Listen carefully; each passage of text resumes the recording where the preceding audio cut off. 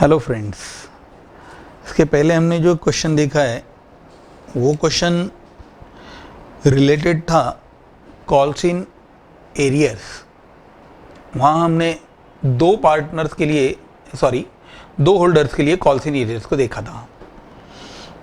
लेकिन अगर कोई केस ऐसा होता है कि some of the holder pays you a future call in advance, तो उसे कॉल्स इन एडवांस कहा जाता है।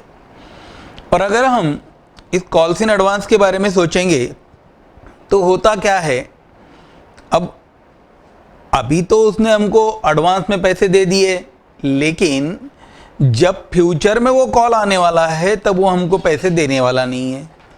तो इस वजह से क्या होगा, हमारा अकाउंटिंग ट्रीटमेंट जो हमको लेना होगा, वो अकाउंटिंग ट्रीटमेंट क्या बताएगा कि अभी जो हम रिकॉर्ड करने वाले हैं उस रिकॉर्ड करने की वैल्यू जो है, उस वैल्यू को हमको आगे जाके उसका इफेक्ट कैंसिल करना है। मतलब ऑन द टाइम वो रिसीव्ड हो चुका है ये बताना होगा। इसके लिए देखिए, कॉल्स इन एडवांस की जो टर्म है इसको पढ़ने के लिए हमको हमारे टेक्स्ट बुक का question number 9 page number 325, page number 325 question number 9 आप इसे देख सकते हो। क्या दिया हुआ है, Archana limited issued 10,000 shares of ₹10 each at ₹12 payable as follows. Case premium के साथ का है, मतलब 10 का शेयर हमने 12 रुपए में दिया हुआ है। वहाँ अप्लीकेशन पे 3 रुपए दे रहे हैं, अलॉटमेंट पे 5 रुपए दे रहे हैं, इसमें 2 रुपए प्रीमियम इंक्लूडेड है।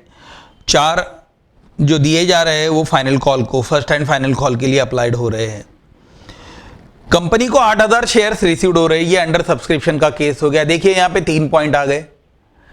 फर्स्ट थिंग, हमारा इंपॉर्टेंट जो पॉइंट है जिसके लिए हम ये क्वेश्चन पढ़ रहे हैं वो है calls in advance. Second thing, यहाँ प्रीमियम का केस है। थर्ड थिंग, अंडर सब्सक्रिप्शन का केस है। अब क्या दिया हुआ है, application were received for 8,000 shares only, Ketan a holder of 400 shares made the full payment at the time of allotment.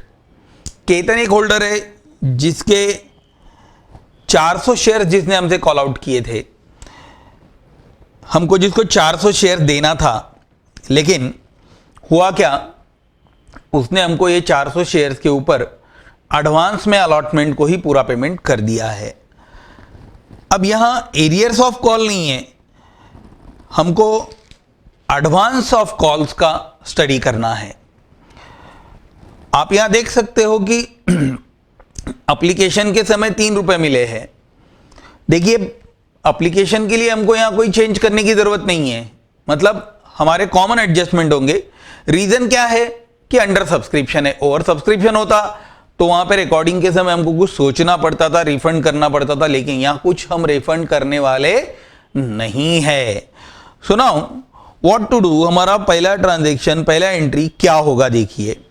अब देखो, एप्लीकेशन तो ऑलवेज रिसीव्ड होता है। अभी तक हमने देखा है कि हमारे जो जर्नल्स पास हो रहे हैं वो सभी जर्नल्स हमारे clear one and the same है, इसमें कोई चेंज नहीं है। तो देखिए पहला एंट्री क्या होगा, bank account debit to shares application account. Bank account debit to shares application account. इसका प्राइस कितना है, 8,000 शेयर्स पे 3 रुपए के हिसाब से हमको रिसीव्ड होने वाले हैं, तो ये वैल्यू हमारा हो जाएगा 24,000 रुपए, 24,000 रुपीज, 24,000 रुपए। आप इसे नरेट कर सकते हो, being amount received on application. ठीक है, चलो ये हमारा फर्स्ट जर्नल कंप्लीट हो गया। एप्लीकेशन तो ऑलवेज रिसीव्ड होना है और अंडर सब्सक्रिप्शन का केस है तो कोई प्रॉब्लम नहीं है। अब ये जो एप्लीकेशन का मनी हमको रिसीव्ड हुआ है वो एप्लीकेशन का अमाउंट हम ट्रांसफर करेंगे शेयर्स कैपिटल अकाउंट को। अब देखिए, कैपिटल अकाउंट को ट्रांसफर करते समय यहां कोई ओवर सब्सक्रिप्शन वाला वैल्यू तो था नहीं, तो हमारे लिए यहां पे कुछ उसका कंसिडरेशन करने की जरूरत नहीं है, ये सिंपल ट्रांसफर होगा। ट्रांसफर क्या होगा? Shares application account debit to shares capital account, amount 24,000 rupees. ये यहां कोई चेंज नहीं हुआ है। नरेट करना होगा being amount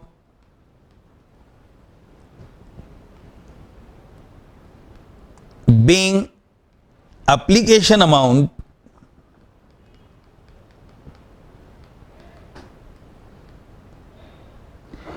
transfer to shares capital account। यहां हमारे दो जर्नल्स पास हो गए। अभी देखिए यहां एप्लीकेशन तक तो हमारे पास कोई दिक्कत नहीं है। अब हमारे पास जो थर्ड एंट्री है, ये थर्ड एंट्री हमारे लिए थोड़ा सा ज्यादा इंपॉर्टेंट है। इसका रीजन क्या है? जब ये ड्यू होगा तो प्रीमियम के साथ होगा, और जब ये रिसीव्ड होगा तो एक्सेस शेयर्स के साथ होगा। मतलब यहां के दोनों भी एंट्रीज हमारे लिए इंपॉर्टेंट है। जैसा यहां क्या दिया हुआ है कि अलॉटमेंट के समय हम 5 रुपए कलेक्ट कर रहे हैं, ठीक है। अगर हम 5 रुपए कलेक्ट कर रहे हैं तो ये जो 5 रुपए हमको आना है, इसमें से 2 रुपए हमारा प्रीमियम है। सो व्हाट, हमको यहां पे प्रीमियम ड्यू के साथ एंट्री पास करना है। देखिए हमारा एंट्री क्या होगा, प्रॉपर है shares allotment account debit 8,000 shares into 5 रुपए, ये हो गए 40,000 रुपए। Shares allotment account debit 40,000 to shares capital account, to shares capital account 8,000 into 3 रुपए, जो वैल्यू हो जाएगा 24,000 rupees, to shares premium account. Friends आप इसको सिक्योरिटीज प्रीमियम भी लिख सकते हो। 8,000 इंटू 2 रुपीज, फिर से आपका वैल्यू हो गया 16,000 रुपीज। यहां प्रीमियम था, एंट्री क्या हुआ, shares allotment account debit 40,000 to shares capital account 8,000 into 3 रुपए, जो कैपिटल से रिलेटेड है 24,000 to shares premium account 8,000 into 2 16,000 rupees, जो सिर्फ आपके अमाउंट ऑफ प्रीमियम से रिलेटेड है। Being amount due on allotment. चलो अब देखिए यहां हमारा ड्यू का एंट्री तो कंप्लीट हो गया। अमाउंट रिसीव्ड होते समय क्या है, हम जो बेसिक एंट्री पास करते हो, हमारा एंट्री होता है bank account debit, bank account debit to shares allotment account, to shares allotment account. लेकिन अब यहां पे एडवांस कॉल है, तो यहां पे to calls in advance account, to calls in advance account, हमारा एंट्री इस तरीके से पास होगा। अब देखिए यहां पे bank account debit to shares allotment, shares allotment 8,000 into 5 40,000 रुपए, और यहीं पे हमारा एडवांस जो कॉल था वो 400 शेयर्स पे है, और ये जो 400 शेयर्स पे एडवांसमेंट हुआ है वो क्या है, तो first call and final call, इसके 4 रुपए, मतलब यहां पे वैल्यू हो जाएगा 1600। ये रीजन से क्या हुआ, बैंक अकाउंट डेबिट होगा 41,600 रुपीज। देखो अभी हमारा एंट्री क्या पास हुआ, bank account debit 41,600 to shares allotment account 40,000 to calls in advance account 1,600। being amount received on allotment and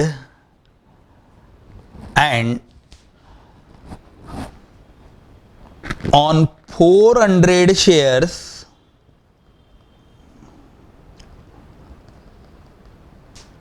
first and final call received in advance। ठीक है, चलो देखो यहां पे अलॉटमेंट का बेस हमारे लिए बहुत इंपॉर्टेंट है, क्योंकि अलॉटमेंट में हमको प्रीमियम भी दिया गया है। तो हमारा अलॉटमेंट ड्यू का एंट्री कैसा हो गया, shares allotment account debit to shares capital account to shares premium account, और जब रिसीव्ड हो रहा है तो उस समय हमारे पास में एडवांसमेंट ऑफ कॉल रहने की वजह से क्या है, bank account debit to shares allotment account to calls in advance account. इस तरीके से हमको ये एंट्री पास करना था। नाउ इसके बाद में अब हमारे पास होगा final call. Final call, first and final call जो है, यहां हमारे पास फर्स्ट एंड फाइनल कॉल को हमको ड्यू बताना है। तो एंट्री क्या होगा, shares first and final call account debit to shares capital account.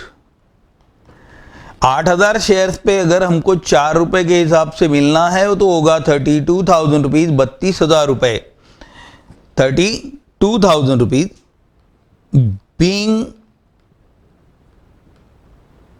Amount due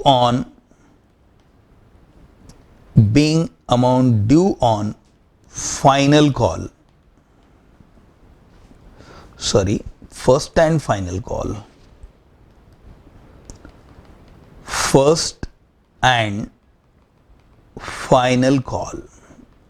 ठीक है, तो ये हमारा जो अगला एंट्री है वो एंट्री क्या होगा, तो फर्स्ट एंड फाइनल कॉल को हमको रिसीव्ड बताना है। लेकिन फर्स्ट एंड फाइनल कॉल को रिसीव्ड बताते समय हम देख सकते हैं कि हमारे पास में यहाँ जो वैल्यू था, एक्चुअली हमको 32,000 रुपीज रिसीव्ड होना चाहिए, बट 1,600 रुपीज प्रीवियस रिसीव्ड हो चुका है, तो 30,400 रुपये रिसीव्ड होगा। लेकिन हमको इसको जो एडजस्ट करना है वो शो करना होगा।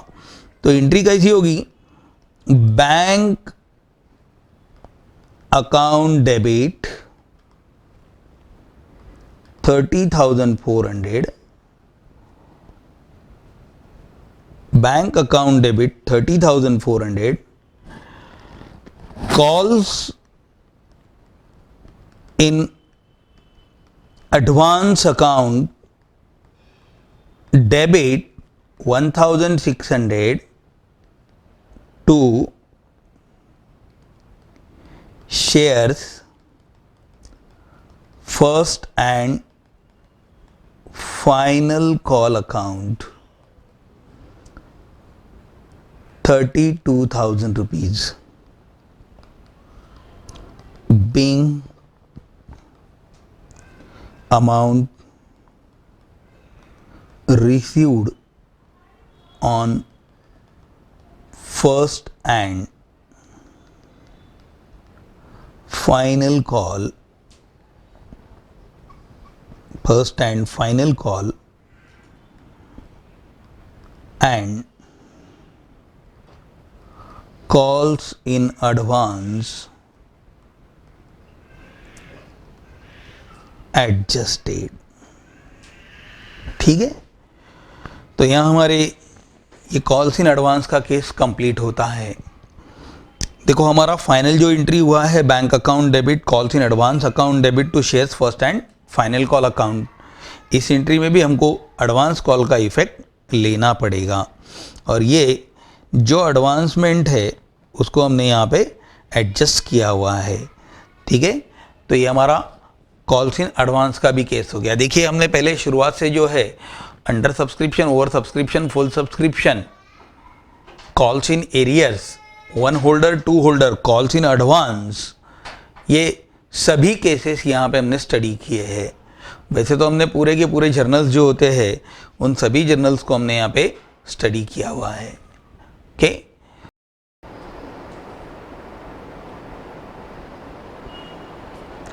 हेलो फ्रेंड्स, हमने देखा अभी हमने calls in arrears, calls in advance, over subscription, under subscription, full subscription, सभी केसेस का स्टडी किया। लेकिन जब अगर कॉल्स इन एरियर्स होता है उसके बाद में हम वैल्यू अगर कम करते हैं तो उसके आगे का स्टेप क्या होता है? तो एक्चुअल क्या होता है, जब अगर कोई होल्डर हमें कोई अलॉटमेंट या कॉल मनी का पेमेंट नहीं करता तो हम उसे कॉल्स इन एरियर्स कहते हैं। और जब ये कॉल एरियर होता है तो यहां पे एक्सपेक्टेड होता है कि उसने फ्यूचर में उसका पेमेंट करना चाहिए और वो हमको पेमेंट करेगा, इसलिए हम उसे एरियर्स ऑफ कॉल्स बताते हैं। लेकिन इफ सपोज रिलीवेंट पर्सन ने, मतलब वो होल्डर जिसने हमें कोई पेमेंट नहीं किया है, और एरियर्स कॉल रहने के बाद में अगर वो हमारा जो पेमेंट है उस पेमेंट को कंप्लीट नहीं करता है तो हमने क्या करना चाहिए? मतलब कंपनी ने क्या करना चाहिए, कंपनी को स्टेप्स क्या लेना है? क्या कंपनी ने उतने शेयर्स छोड़ देना चाहिए? क्योंकि कंपनी को यहाँ पे परमिशन मिला हुआ है, अथोराइज शेयर्स है, उतनी ही अथॉरिटी से कंपनी को कैपिटल कलेक्ट करने आता है, तो कंपनी कम कैपिटल कलेक्ट कर सकती है क्या? या कंपनी उस होल्डर से लाइफ लॉन्ग तक कभी भी वैल्यू रिसीव्ड होगा ऐसा एक्सपेक्ट कर सकती है क्या?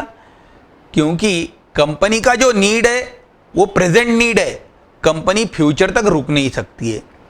इसलिए क्या है, कंपनी को बाय प्रोसीजर उसके शेयर्स को कैंसल करना पड़ता है।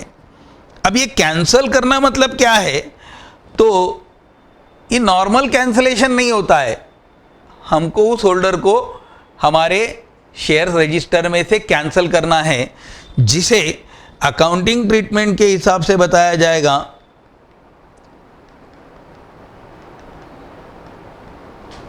फॉरफीचर। अब फॉरफीचर जो है इसका मतलब होता है कि उसके शेयर्स को कैंसिल करना, मतलब मराठी में इसे कहा जाता है भाग जब्त करने। उसके जो शेयर्स है उन शेयर्स को कंपनी रीपोजेस कर लेता है, खुद के पोजीशन में ले लेता है। अब ये केस रीपोजेशन में जो होगा, ये लेते समय कंपनी के आर्टिकल ऑफ एसोसिएशन के प्रोविजन के हिसाब से डायरेक्टर यहां बार बार रिमाइंडर देने के बाद में भी अगर शेयर्स का वैल्यू मिलता नहीं है तो 101% रिलीवेंट पर्सन के शेयर्स को फॉरफिट कर सकता है। अब ये जो फॉरफीचर होगा तो हमें इस फॉरफीचर के लिए कुछ प्रॉपर जर्नल्स जो होते हैं उसे कंप्लीट करना होता है। मतलब भाई फॉरफीचर अगर हो रहा है तो हम यहाँ पे उस शेयर होल्डर के शेयर्स, मतलब उतना कैपिटल कम करके बताएंगे।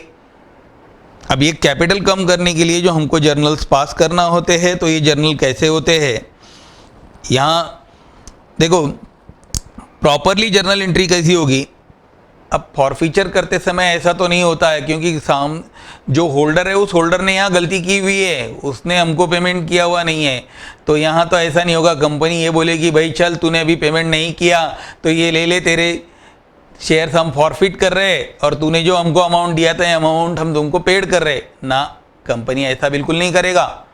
फिर कंपनी क्या करता है, कंपनी उसके शेयर्स फॉरफिट तो करता है, लेकिन शेयर्स फॉरफिट करते समय उसने जो अमाउंट हमको पेड किया था, मतलब एप्लीकेशन अलॉटमेंट जो भी उससे अमाउंट हमको रिसीव्ड हुआ है, वो कोई अमाउंट रिलीवेंट होल्डर को वापस किया नहीं जाता।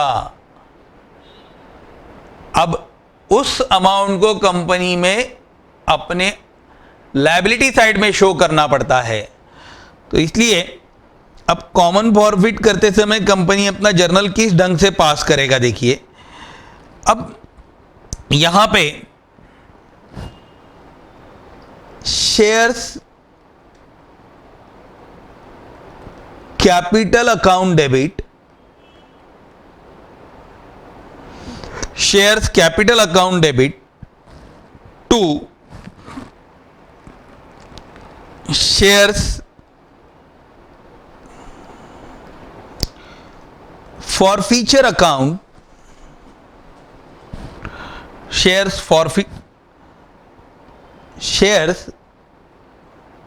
forfeited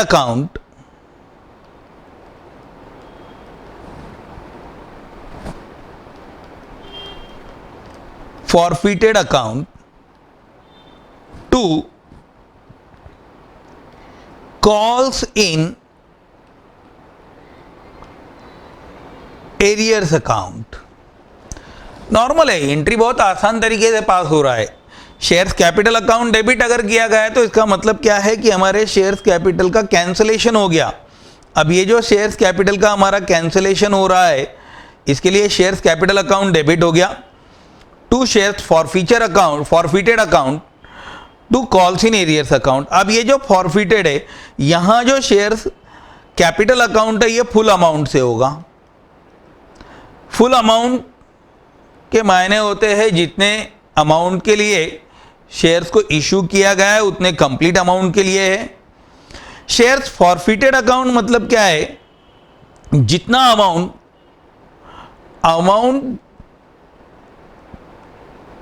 पेड बाय होल्डर है, मतलब उसने एप्लीकेशन का अमाउंट तो दिया ही होगा या फिर अलॉटमेंट का भी अमाउंट दिया होगा। अब एग्जांपल देख सकते हो, 10 रुपए का शेयर है, एप्लीकेशन 3 रुपए, अलॉटमेंट के 4 रुपए और फाइनल कॉल के फिर से 3 रुपए है। क्या हुआ, हमारे होल्डर ने हमको 3 और 4 रुपए तो पेड किया, लेकिन हमारा होल्डर फाइनल कॉल का अमाउंट अगर पेड नहीं करता है तो यहां एंट्री में क्या होगा, capital account shares capital account debit 10 रुपए से होगा। फिर 3 + 4 7 रुपए से फॉरफिटेड डेबिट होगा, फॉरफिटेड अकाउंट होगा। और यहीं पे 3 रुपए से हम कॉल्स इन एरियर शो करेंगे। तो ये एक्चुअल कॉल ड्यू से होगा। ये बात यहां ध्यान में रखना है, अगर यहां 2 कॉल होते हैं तो हम उन 2 कॉल्स के लिए भी इसको कंप्लीट कर सकते हैं। यहां आपको ये एंट्रीज कंप्लीट करते समय इस चीज को ध्यान में रखना है कि शेयर्स कैपिटल अकाउंट डेबिट पूरे अमाउंट से होगा। शेयर्स फॉरफिटेड अकाउंट जो है, जितना अमाउंट होल्डर ने हमको पेड किया है, एप्लीकेशन, अलॉटमेंट, फर्स्ट कॉल जो भी पेड किया जाता है, उन सभी का टोटल लेके टोटल शेयर्स उसको जितने अलॉट किए वाले हैं, जितने शेयर्स फॉरफिट कर रहे हैं उतने शेयर्स के लिए। और कॉल्स इन एरियर्स जो है ये उससे एक्चुअल अमाउंट जितना ड्यू है, इन वैल्यूज के लिए हमको यहाँ पे इसे कंप्लीट करना होगा। अभी यहाँ क्या है कि प्रीमियम, अब सोचो अगर फॉरफीचर का तो केस है, लेकिन ये फॉरफीचर होते समय हमने हमारे शेयर्स जो इशू किए हैं ये एट प्रीमियम है, अब हम क्या करेंगे? तो इसमें दो केसेस बनते हैं फ्रेंड्स। इसमें जो फर्स्ट केस होता है वो क्या है, अगर प्रीमियम जो है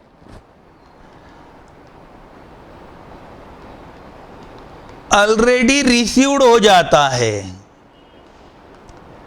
मतलब क्या, ये प्रीमियम का अमाउंट हमको मिल चुका है, तो यहां हमें क्या करना होता है कि उस प्रीमियम का जो वैल्यू है मिल चुका है, तो उसका ड्यू इफेक्ट शो करने की जरूरत नहीं है। यहां फिर से एंट्री होगा shares capital account debit to shares forfeited account debit, forfeited account to calls in arrears account। तो यहां हमको कोई चेंज नोट नहीं हो रहा है, क्योंकि यहां पे क्या है, प्रीमियम का अमाउंट ऑलरेडी हमको रिसीव्ड हो चुका है, प्रीमियम के पैसे हमको मिल चुके हैं। लेकिन अगर यहां प्रीमियम का वैल्यू रिसीव्ड नहीं होता है, प्रीमियम ड्यू है, amount of premium due, second case क्या होगा,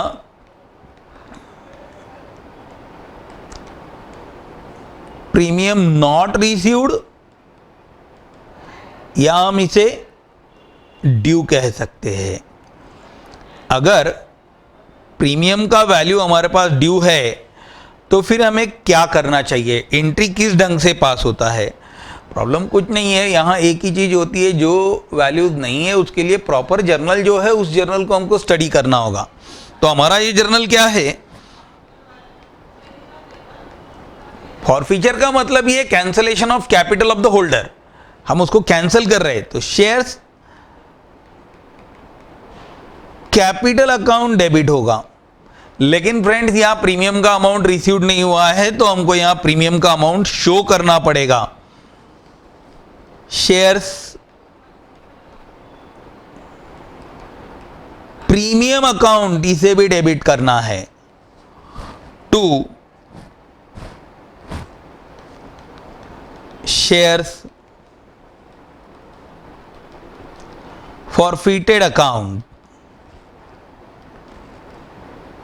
to calls in arrears account। ठीक है फ्रेंड्स, अभी देख सकते हो कि ये जो एंट्री हमने पास किया है, amount of premium not received, अगर प्रीमियम का अमाउंट रिसीव्ड नहीं है और शेयर्स को हम फॉरफिट कर रहे हैं, और शेयर्स अगर फॉरफिट करना है तो एंट्री में shares capital account debit to shares premium account debit to shares forfeited account to calls in arrears account.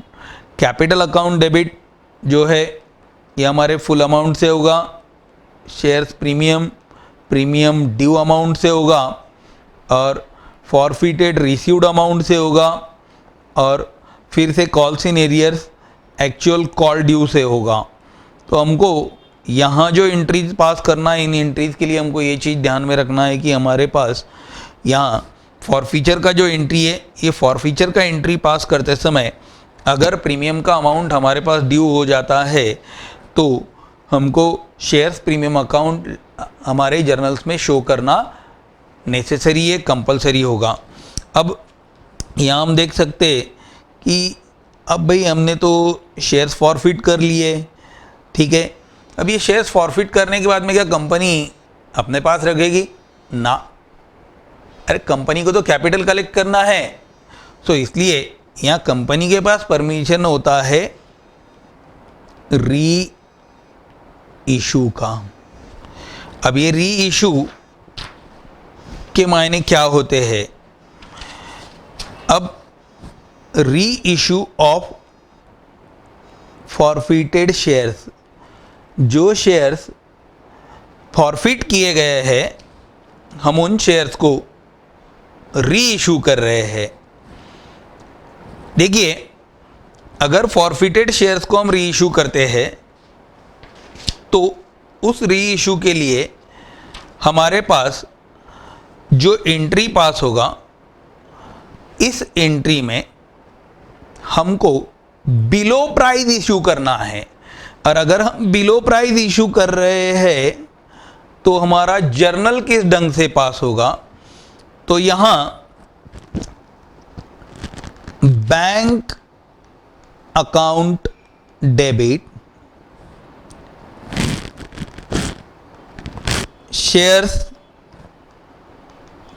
forfeiture account debit to shares capital account. देखो फ्रेंड्स, अब यहाँ एक एग्जांपल देख लेते हैं हमने हमारा इशू प्राइस जो है 10 रुपये था और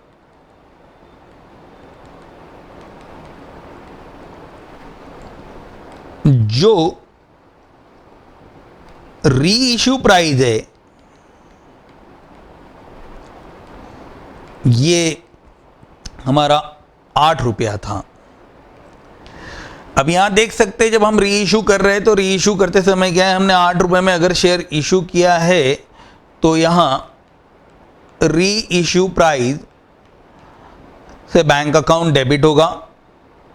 शेयर्स फॉरफीचर अकाउंट को डेबिट करते समय यहां हमें ट्रांसफर टू फॉरफीचर जो है, जिसे हम डिस्काउंट कंसीडर कर सकते हैं, ये डिस्काउंटेड प्राइस होगा और शेयर्स कैपिटल फिर से फुल अमाउंट होगा।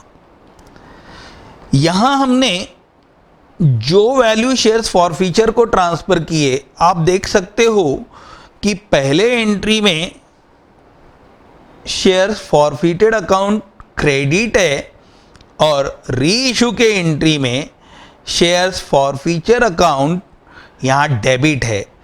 मतलब यहां पे जो लॉस है, ये लॉस को जो वैल्यू हमको ऑलरेडी रिसीव्ड हो चुका है उसमें से हमें एडजस्ट करना होगा और उस वैल्यू में से हम इसे एडजस्ट करेंगे। ओके, ये हमारा री इशू ऑफ शेयर होता है। अब री इशू करते समय ऑलरेडी हम उसे डिस्काउंट पे री इशू कर रहे हैं, तो री इशू डिस्काउंट पे होने के बाद जितना भी वैल्यू है उस वैल्यू को हमने यहाँ ट्रांसफ़र देते समय फॉरफीचर अकाउंट को डिस्काउंट का ट्रांसफ़र कर दिया है। Bank account debit shares forfeiture account debit to shares capital account. अब यहाँ क्या हो गया है भाई, अब अगर हमारे पास फॉरफीचर करने के बाद में कुछ अमाउंट अगर रिमेनिंग रह जाता है, मतलब ये डिस्काउंट देने के बाद फॉरफीचर अकाउंट का अगर कोई बैलेंस हमारे पास रह जाता है तो उस बैलेंस का ट्रांसफ़र हमें यहाँ कैपिटल रिजर्व अकाउंट को करना पड़ता है। तो यहाँ पे हम उस वैल्यू को कैपिटल रिजर्व अकाउंट को ट्रांसफ़र करते हैं, क्योंकि ये वैल्यू हमारे पास कंपनी के पास लाइफ लॉन्ग कैपिटल रिजर्व बोल के ट्रीट किया जाएगा। तो हमारा एंट्री किस ढंग से पास होगा, देखो इसे हम profit on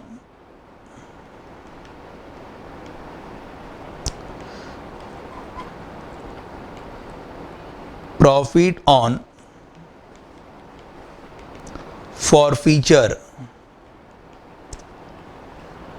transfer to capital reserve ऐसा शो करेंगे। सो हमारा एंट्री क्या होगा, देखो यहां जो हमको जर्नल पास करना है, यहां जर्नल पास करते समय shares forfeited account debit to capital reserve account friends इसका जो वैल्यू है, ये वैल्यू जो है हमें प्रैक्टिकली देखना पड़ता है। इसका रीज़न क्या है, समझो हमने 10 रुपये में शेयर्स इशू किया था और 4 रुपीज़ के लिए फॉरफीचर हो गया था, 2 रुपये का डिस्काउंट अगर दीजिए तो ये एंट्री 2 रुपये के हिसाब से होगी। अब यहाँ हर समय इसका वैल्यू आपके पास चेंज मिलेगा, लेकिन यहाँ जो आपको जर्नल पास करना है तो ये हमारा जर्नल जो है shares forfeiture account debit to capital reserve account, मतलब फॉरफीचर का रिमेनिंग बैलेंस कैपिटल रिजर्व को ट्रांसफ़र करने के लिए हमें ये पास करना होगा। ये हमारा फाइनल एंड इम्पॉर्टेंट पॉइंट है कि अगर शेयर्स फॉरफिट होते हैं तो फॉरफीचर के कंसेप्ट, फॉरफीचर के टर्म्स कैसे होंगे। ओके फ्रेंड्स, तो यहाँ हम रुकेंगे। ये हमारा लास्ट पॉइंट था। अभी इसके बाद हमको पूरे न्यूमेरिकल क्वेश्चंस ही कंप्लीट करना है। हमने अभी बुक के साथ आपको क्वेश्चन बताया है, अभी आज हमने जो क्वेश्चन देखा है उसी क्वेश्चन को आगे हम कंटिन्यू करेंगे। Right, have a good day.